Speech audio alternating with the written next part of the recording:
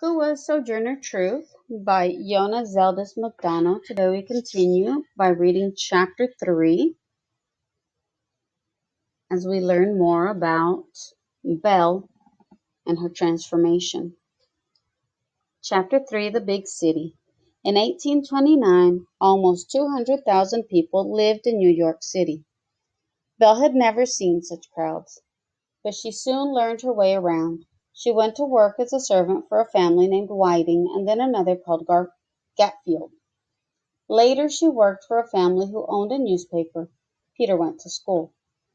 Belle joined the Zion Church, which would later be called the Mother Zion African Methodist Episcopal Church. The church had been founded in 1796. The bishop had even ordained a woman, Jarena Lee. Belle was inspired by her example. It meant Belle could be a minister too. She liked the church very much and found peace and comfort there. One Sunday after services, Belle was approached by a man and a woman. They seemed to know her. It turned out they were her sister Sophia and brother Michael. They had not seen each other in so many years. Sophia and Michael were free now too. They had heard she was in New York City and worshipped at Zion Church, so they came to find her. The three siblings were overjoyed to be together. Belle began helping out at church. First, she joined a group that brought church teachings to poor people. But Belle thought people needed more than hymns and sermons. The people needed food, clothing, and a decent place to live too. So she began to help out at a shelter for homeless women. She also began to lead prayers and songs at her church. People were moved by her strong voice and powerful words. The church held prayer meetings throughout the city. Belle joined these too.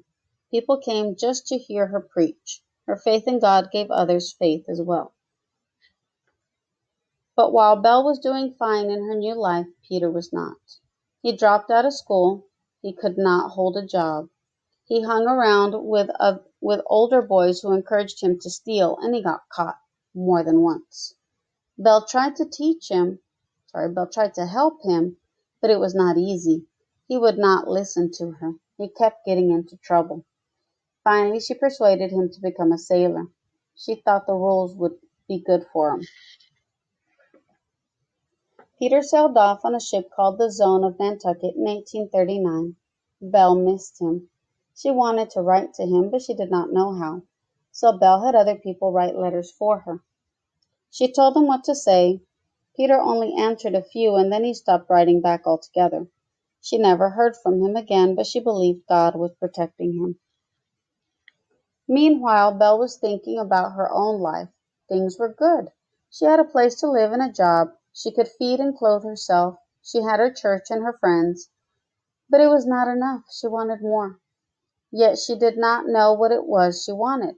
Belle was deep in prayer when she heard a voice in her head saying, "Go east." What did that mean? Belle believed the words came directly from God. He was giving her directions. He was guiding her. Other people might think she was crazy, but she did not care. God had spoken. She would listen to those words. Chapter 4, A New Name, a New Calling.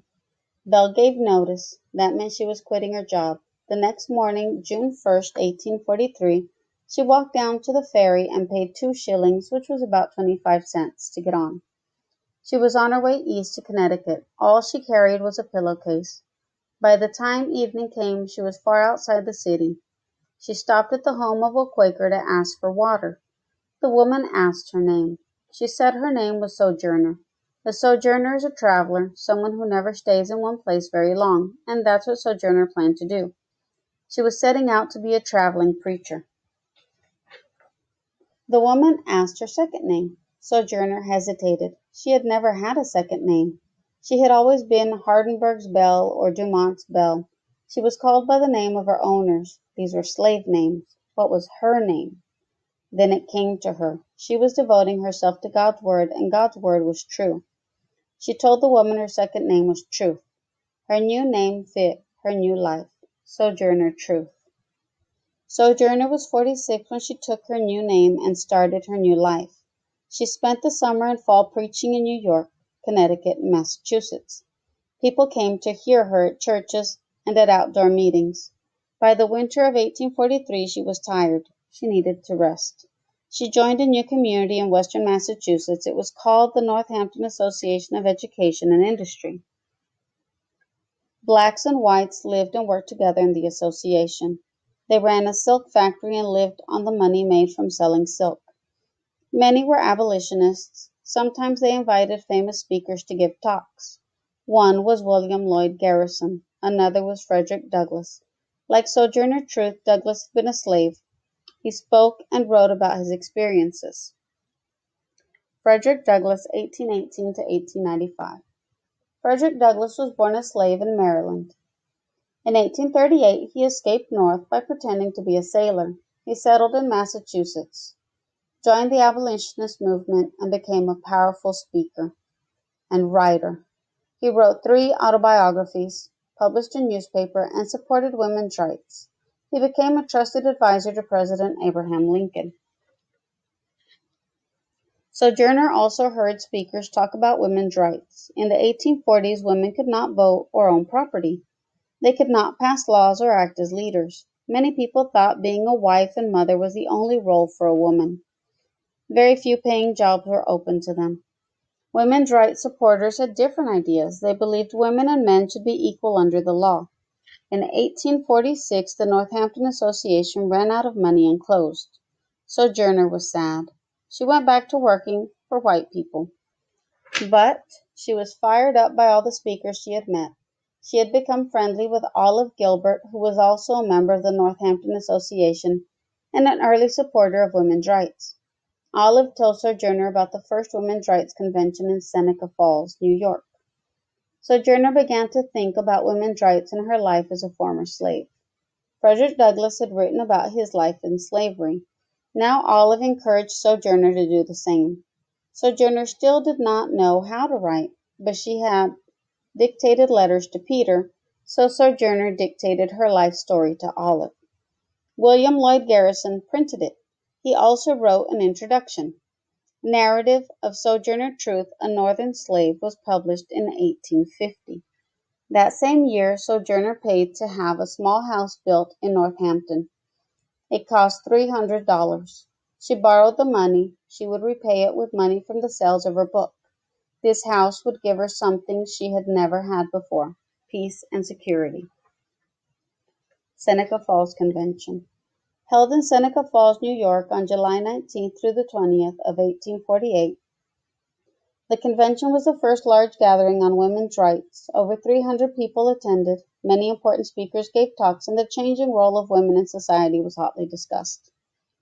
The Seneca Falls Convention is considered to be the beginning of the women's rights movement. The convention was an annual event held in various locations until the outbreak of the Civil War in 1861. Chapter 5, Ain't I a Woman? Sojourner's book did not sell well. People did not know her name yet. She was not as famous as Frederick Douglass. Sojourner kept going to abolitionist meetings and tried to sell her books after the meetings. At one meeting in late 1850, Sojourner was invited to speak. This was a surprise. She had not known she would be asked, but she did not want to say no. She began with a hymn she had written. Then she told her story. She talked about her life as a slave.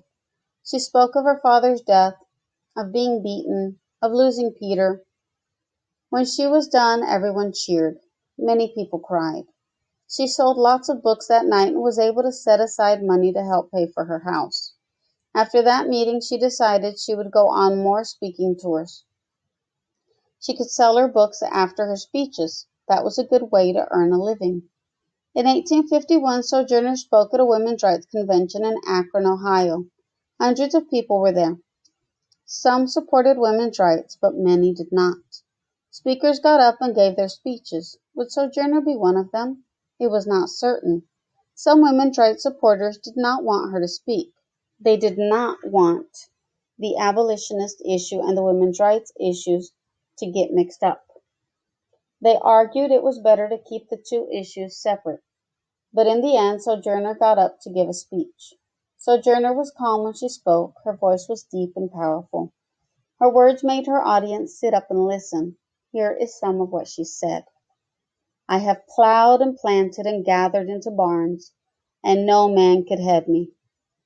And ain't I a woman? I could work as much and eat as much as a man, when I could get it, and bear the lash as well.